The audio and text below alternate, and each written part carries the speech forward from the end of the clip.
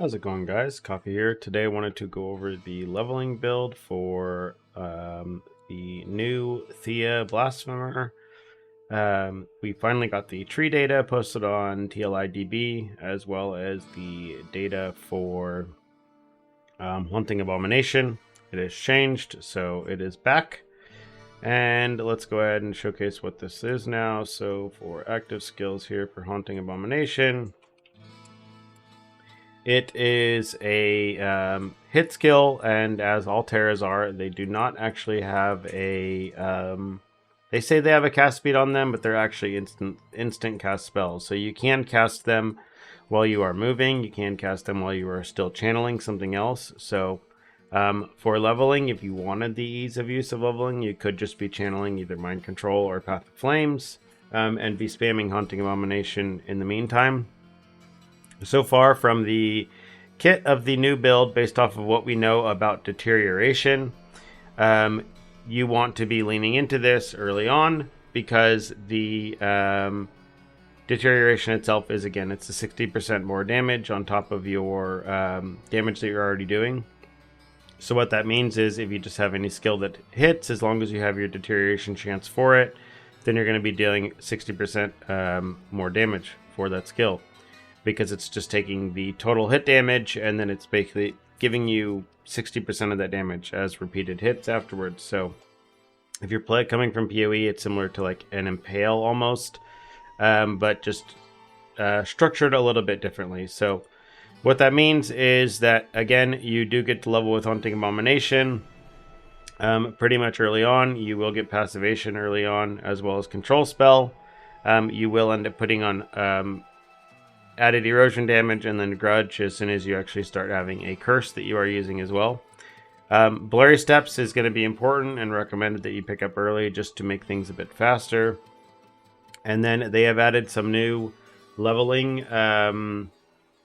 uniques or leveling legendary gear as well that does come, that is in the treasure trove.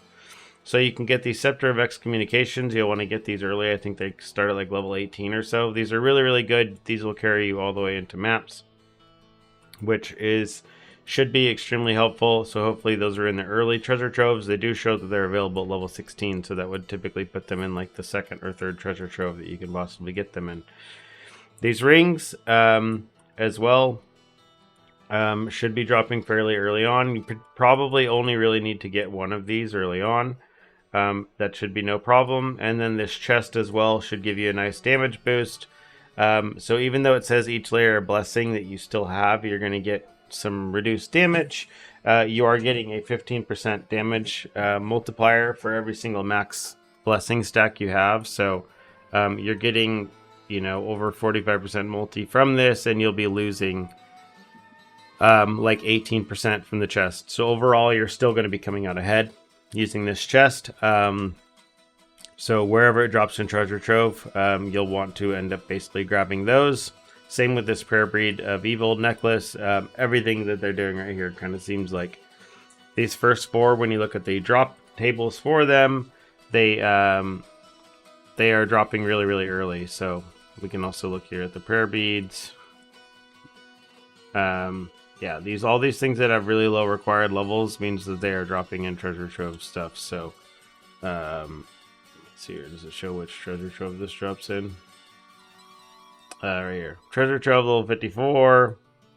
And then we could look at the other new weapon or new wand here and see which treasure trove this drops out of. I think click bow.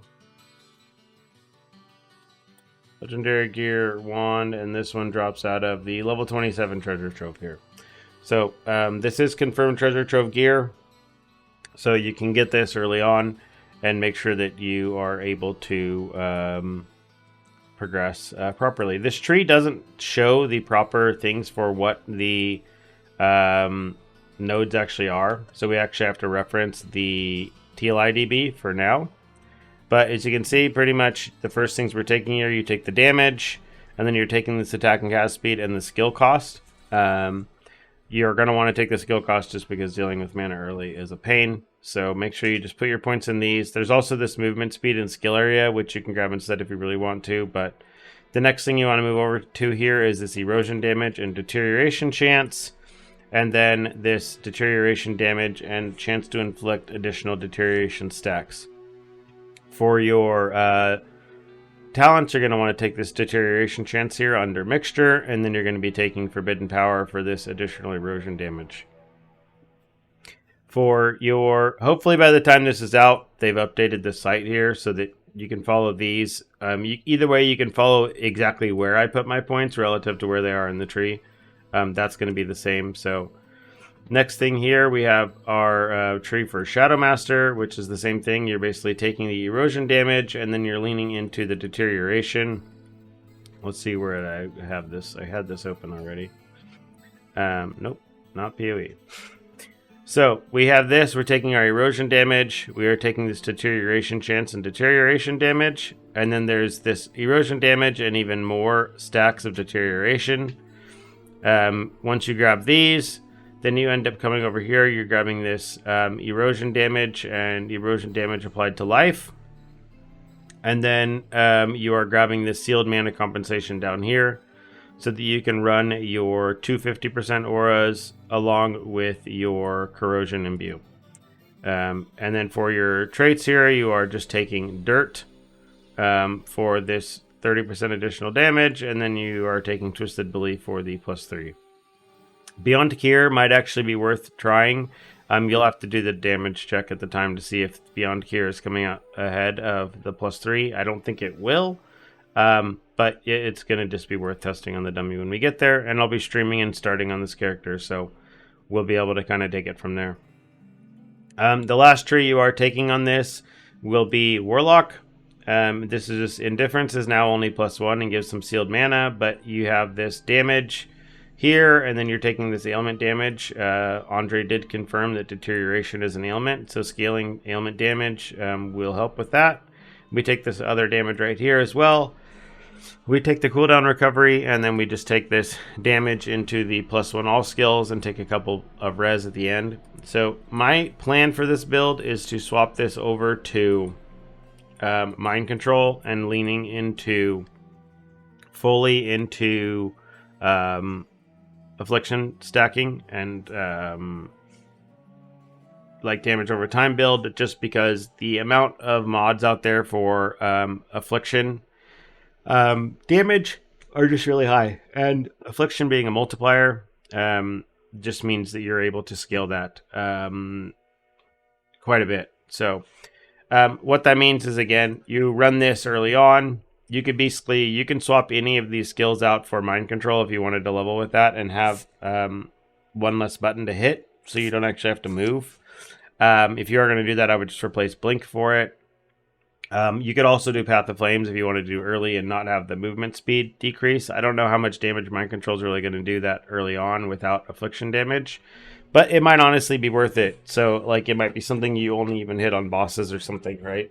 So as soon as you get to level, when you get your original traits here, the first one, you're going to take this erosion damage. The second one here at level 60 does give you this basically permanent 25% attack, movement, and cast speed buff.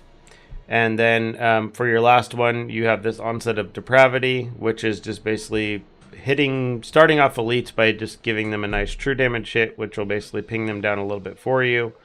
And then eventually you'll end up moving into extreme desecration as you actually get more blessing stacks and push your blessing stacks towards 0. So getting your blessing stacks all the way down is going to take a little bit of work, but it looks like they added a lot of support for that. So there's a lot of extra +1 max blessings on the tree. They added this new node over here as well if you need +1 max blessings. Oh, I didn't realize that these has some conditionals on them. Much worse, I guess. We will never take this, I don't think, then, because it has conditionals on it. I thought this was just, when they showed this in the patch notes, it was just +1 to all. But they must have changed something. So yeah, I will get another guide posted for this once I actually transition it over to mind control, but this is the plan for leveling. I will be streaming this and leveling on this, so if there's any changes, just pop on the stream and I'll let you know if there's any changes from there, but this is what I'm going to get posted. So if you have any questions, leave them in the comments down below, and other than that, see you in the next one.